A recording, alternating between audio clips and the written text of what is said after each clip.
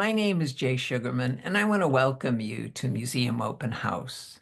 This ongoing series features and highlights many of the outstanding museums and other cultural institutions. The main purpose of most programs is to inform viewers about current and upcoming exhibits, various programs, resources, and other opportunities that are available for the general public. Today, via Zoom, we're fortunate to have as our guest Brian Howard. Brian serves as the executive director of the Spellman Museum of Stamps and Postal History, which is located on the Regis College campus in Weston. During the program, learn about the history and mission of the Spellman Museum. We'll go on a behind-the-scenes tour and in the process come to better understand and appreciate the wide range of exhibits, programs, events, and other opportunities that are available for visitors today. Let's start by meeting Brian and then hearing all about the Spellman Museum of Stamps and Postal History. Welcome, Brian. So delighted to be here. Jay, thank you for the invitation. I really appreciate the opportunity to come on and to talk about the Spellman and everything we have going.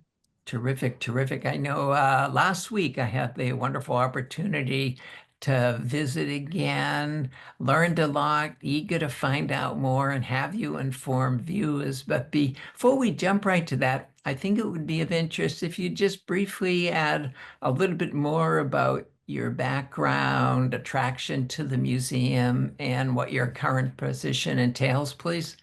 Okay, sure. Well, I typically lead with something that may be a little counterintuitive, and that is that I am not a stamp collector. I am a longtime museum administrator, originally from upstate New York, and the Spellman is the third museum that I have served as its executive director. My background is mostly in American history. My two previous directorial positions were with the North Andover Historical Society up on the North Shore. And prior to that, I ran the Oneida County History Center in upstate New York, and I was there for 12 and a half years. Hmm. So the museum a couple of years ago, the Spellman Museum, their director's position came open, and their search committee was explicit in not searching for a dedicated stamp collector per se, but Huh. they were looking for a museum administrator. And I brought about 20 years of experience doing that and have been very fortunate to get involved with a fantastic organization. We are filled with great people. Just about every one of them is more knowledgeable in the world of stamps and philately than am I. But we all work together to produce a fantastic facility, not only for the stamp collecting community, but for the citizens of Greater Boston, the Metro West, and anybody who comes through our doors. Now, I can see the impact and your vision through the type of programming that's available at the museum that even goes beyond stamp collecting per se, which we'll touch on a little bit. For those not familiar with a little of the background, could you share the history, the mission, how the museum came about, please? The Spellman Museum is one of only two dedicated philatelic or philately is the hobby of stamp collecting. And so the museum is one of only two dedicated philatelic museums in the United States. The only other one is the National Postal Museum, which is a part of the Smithsonian Institution in Washington, D.C. So the museum is in it's not in a unique position with the Postal Museum there as well, but we occupy a real niche in the preservation and pursuit of American and world history, culture, the sciences, the arts, and we do that through the medium of postage stamps, but Hmm. also this more all-encompassing term postal history, which includes letters, stampless covers, postcards, anything that people would use to communicate via the written word in physical form has a home at the Spellman. We are named for Cardinal Francis Spellman. He Mhm. was the Archbishop of New York from 1939 until his death in 1967. Cardinal Spellman, although he spent most of his time in New York, grew up around Boston, and Hmm. he had a very close relationship with Boston's Sisters of St. Joseph convent. The Sisters of St. Joseph were the founders of Regis College, Ah. and therefore Cardinal Spellman had a lifelong affiliation with the sisters. And as his stamp collection grew during the early and mid 20th century, it became untenable for him to continue to carry it around to wherever he was Hmm. serving in the Catholic Church. And his collection was entrusted to the sisters who stored it on the Regis College campus for several decades. After the Second World War, as Regis and a lot of colleges were growing at the time, thanks in large part to the GI Bill. There were some Hmm. other factors as well. Eventually the baby boom came about, but the campus was growing and needed the space that they had allocated for the Cardinals collection for other purposes. So a new home was needed. Concurrent with that, in Philadelphia, Pennsylvania, in 1948, a dedicated philatelic museum was established. It was called the National Philatelic Museum. Hmm. And unfortunately, that only existed for about 9 years. I think it was 1957. The Philatelic Museum went out of business. I believe they're located now, or their location was on what is now the campus of Temple. But about the same time that Cardinal Spellman's collection needed a new home, so did the assets of the National Philatelic Museum. Ah. So the creation of a dedicated philatelic museum was just seemed to be a natural outcome. Funding was raised, and there was little question as to where it was going to be located. And in March of 1962, ground was broken on the museum's home. The cornerstone for the building was laid in July of 1962. If you come into our lobby, you'll see the shovel that Cardinal Spellman used to do the Mm. groundbreaking, as well as the trowel that was used to lay the cornerstone. And in May of 1963, the museum opened to the public, and we exist today largely meeting our original intended mission, which is to preserve materials related to the hobby of stamp collecting, the vocation of philately, and to promote all of the things that are reflected in stamps and postal history materials that both reflect culture and also promote the avocation of stamp collecting. So we've been going strong for over 60 years. Terrific, fantastic overview. Let's step in. And for those who haven't had the opportunity yet to visit, this is a wonderful image of the main gallery area.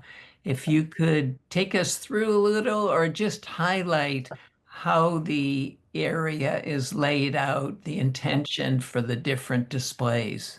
Mhm. The museum is a multi-purpose facility, so we have not only exhibits of two and three-dimensional materials, but as you see here, we had chairs laid out for one of our many public programs.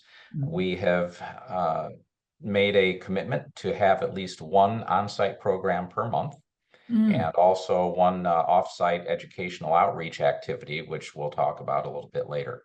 So this layout here, we pull chairs from our children's room and from our library, and we'll bring them into the main gallery because having programs in the gallery immerses the visitor in the museum's materials.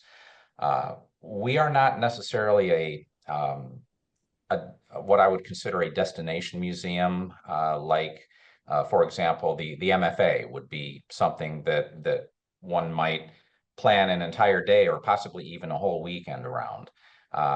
This museum and the ones I've been involved in my career, mostly small and mid-sized facilities, are more geared toward special interests, but Mm. also they serve as community centers, and that drives most of our traffic. Um, we'll typically have anywhere from a dozen to 3 dozen walk-in visitors each week, but most of our visitation is driven by public programs, and you can see that our main gallery here is set up for that. Around the perimeter are different rotating exhibits of primarily stamps, Mhm. but of course we have some postal history material as well. Postal history, for example, we have what are called stampless covers. Prior to 1840, the postage stamp didn't exist. The recipient was responsible for paying the cost of bringing written materials to them. The advent of the postage stamp in May of 1840 in England really democratized communication, not only in England where it began, but eventually within 15 to 20 years, it was a worldwide phenomenon. And much like the internet did 25, 30 years ago, it allowed people to communicate across vast distances at a very low cost. And that really, truly impacted the development of humanity. So we take our mission very seriously and try with our exhibits to put up not only things that entertain, but also inform people that, many of whom, especially our younger visitors, may have never used a postage stamp before. Yeah, Uh, that's but true. yeah, but that foster an appreciation for the importance of this communication method. Terrific. Well, we're going to continue with our slides and have them help tell the story of the museum. And this is a wonderful example of how you take a theme or a topic in history, like the American Revolution, and display it for visitors and even create activities for maybe younger visitors to interact with the museum. Could you speak a little bit either to this one or the broader topic of thematic historical displays? Well, this is a great example of what the museum can do to get people interested in our case here in Eastern Massachusetts in what is local history, Mm. but of course is a nationwide story. We are now within the 250th anniversary years of the American Revolution, and this arrangement of stamps was brought together recently to facilitate the one of our public programs, a American Revolution scavenger hunt, which we're going to be launching for the summer of 2025. And it gives visitors the opportunity to immerse themselves in this particular topic, of course, the American Revolution. We are encouraging people to look at this layout of stamps and to visit sites which are related to those stamps.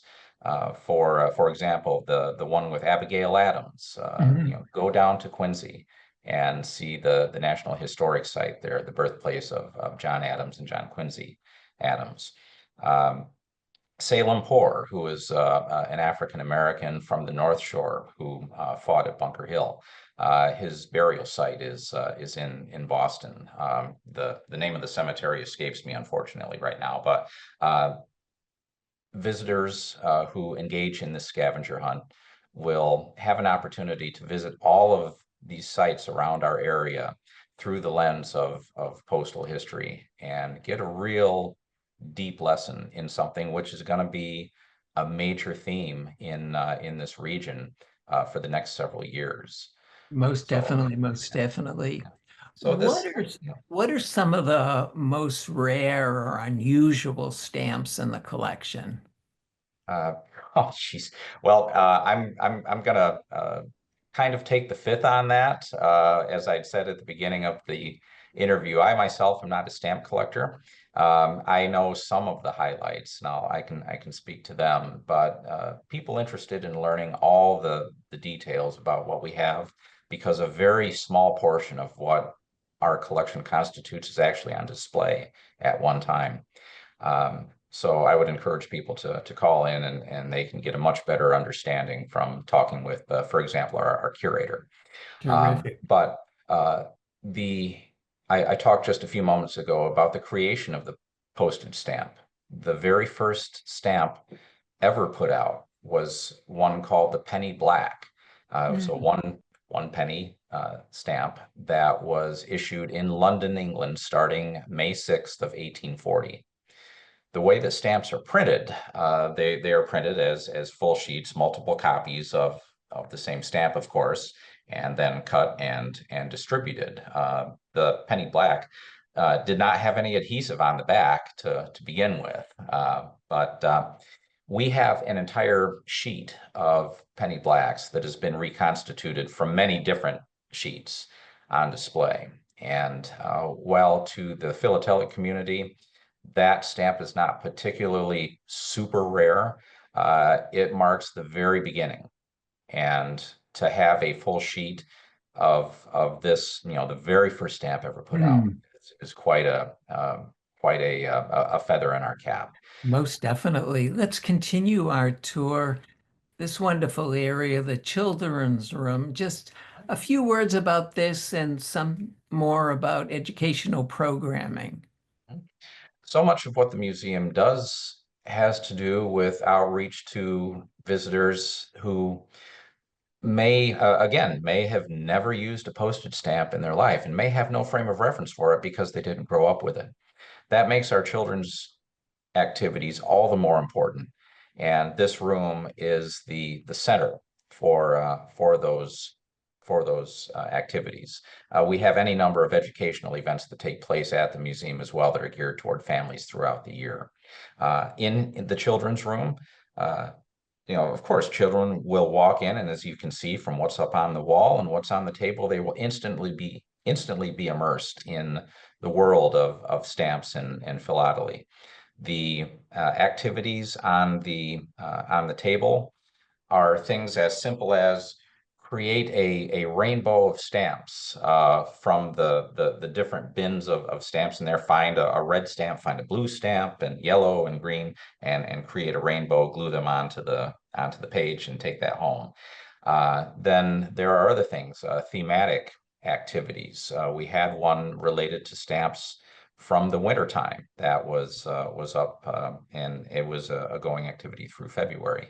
I'm sure that we're going to be doing something with the American Revolution, Mm. similar to what you had just seen in the previous slide. Hmm.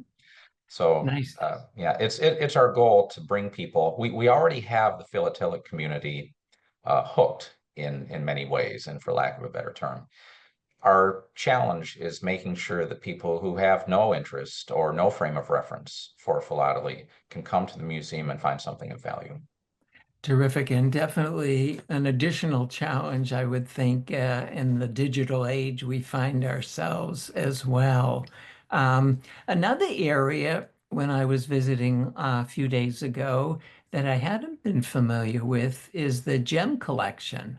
Mhm. Yes, and not gems like opals and garnets and diamonds, but this is our small gallery. We have two galleries and a hallway of exhibits up on our main floor. And this smaller gallery, we call it the Gems from the Vault. The vault is a highly secure space, climate controlled downstairs in the museum, where the vast majority of our collection is housed. Mm. Uh, Visitors coming in to the Gems from the Vault gallery will have the opportunity to see the museum's collections, the best of the museum's collections. Mm. For example, our entire U.S. stamp collection, examples of which occupy one half of this gallery. And on the other side are our topical collections. We have a great one, which is on loan to us right now from one of our former trustees, a guy named Jeff Shapiro, who put together an exhibit of stamps from the inflationary period in Germany after World War Mm. One. And it's fascinating to me, fascinating to go through this display and see just how incredibly devalued um, the German mark was over the few years of the hyperinflation. That's a lesson you can read about, but if you come to a museum and Mm. particularly come to ours, you can see firsthand primary source materials that tell that story in a way that just the written word can't. So the other part of the Gems from the Vault Gallery are exhibits like that, Also our core countries.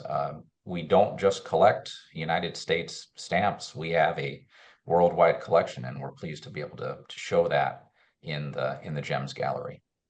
It's a great example of what you were mentioning earlier of the strengths of a specialized museum like the Spellman.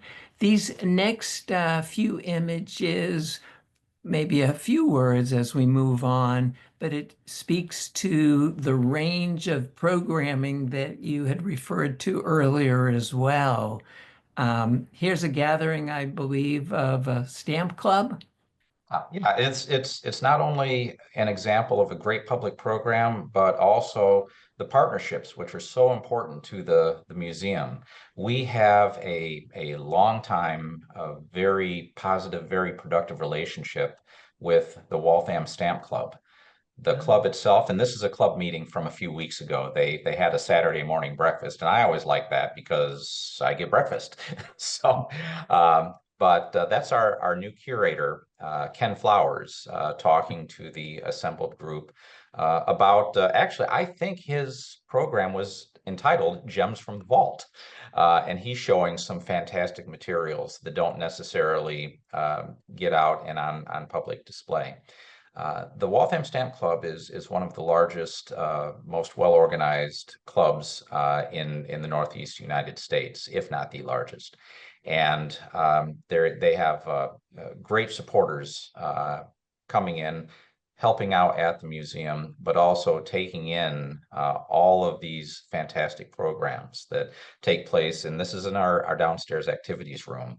I think there were 50 people there that day. Terrific. And Well, again, just a great way for the community to come together and enjoy a shared experience. most definitely. Speaking of attendance, I know this postcard sale was an incredible draw for the museum. Yeah, it was. And this is another one of our partner groups. It's a pretty new group as well. The New England Postcard Club formed recently. Mm. And this show took place in, let's see, the second week of March of this Mm. year. It was their second annual show. In 2024, the show drew over 300 attendees. This year, we likely exceeded that by a fair number. And it was just a one-day show that brought in about 20 vendors from every state in New England as well as New York to peddle their wares and to not only did this promote the hobby of postcard collecting, which is something that hadn't really occurred too much at the museum prior to last year. But it was just a great opportunity again to bring people in to the Spellman who may otherwise never have come in. And we just had a great day. It was a fantastic outreach opportunity for us. The vendors had a great day interacting with all of the visitors. And it's the essence of what the museum, I feel what the museum should be doing for the community. We're a place to bring people together around our mission. Well, another terrific example, these next few images of creating community events to bring people into the museum who might not be attracted to stamps initially, was this Birds of Prey demonstration.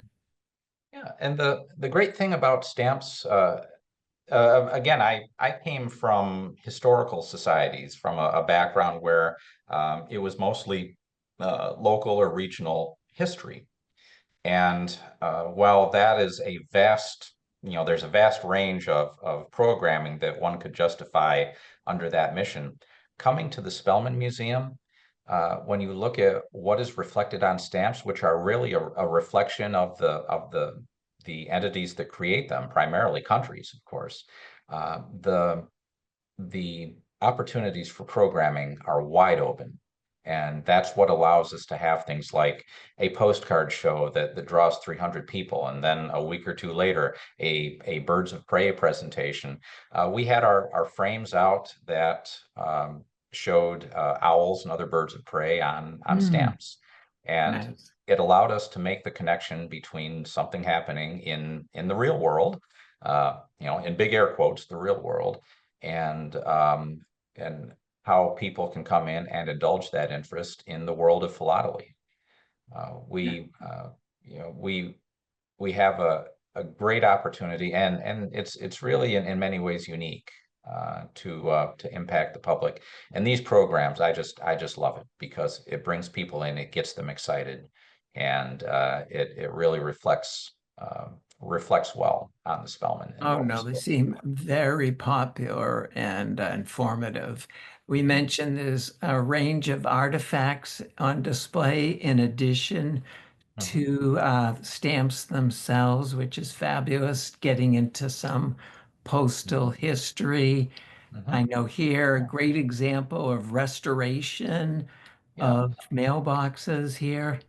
Yeah, those mailboxes, they were all, I mean, they're all authentic mailboxes. That's what we have in our collection. If you saw the before picture of these, all three of them had been obviously they were used outside for years, and I did a little digging on their design and was fortunately for us. They came from a period where the Postal Service, it was the Post Office Department prior to 1971, was going through quite a bit of change as it developed through the 20th century. And what you're looking at there are the three different color schemes used by the Post Office Department for its mailboxes, or three of the color schemes used during the 20th century. So we raised funds. Our annual fund drive at the end of 2024 was based around the restoration of these mailboxes, as well as one of the mailbags that was in a previous picture. We raised funds, had the multiple layers of paint taken off, and what you're seeing there are the historically correct appearances of U.S. Post Office Department mailboxes from the 1930s, the 1950s, and then the 1970s. And Terrific, terrific. yeah. In getting to the end of our time, want to point out a store on the premises Mhm. for Yes. various purchases. Just a very brief word of what's available there. Anything and everything to promote the hobby of stamp collecting. What you're looking at there are mounts, and then yeah, mounts, magnifying glasses, watermark fluid, anything that the budding philatelist would need to create their collection. We have a huge backlog of surplus material, a lot of which makes it into the store. And those purchases, of course, help to underwrite the museum's ongoing operations.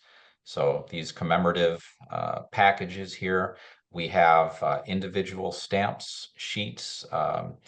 We have stamps in a format called a plate block, which are four stamps together, dating back to the very first stamps ever issued by the United States. We have a smaller collection of worldwide materials, and the public is invited to come in, and it's an opportunity for them to take a piece of postal history and a good experience from the Spellman home with them. Terrific, terrific. Well, Brian, unfortunately, we've come to the end of the program. I want to thank you so much for being here. Want to inform viewers that in the credits, there'll be contact information to find out about upcoming ongoing events. Definitely want to mention well worth signing up for the newsletter.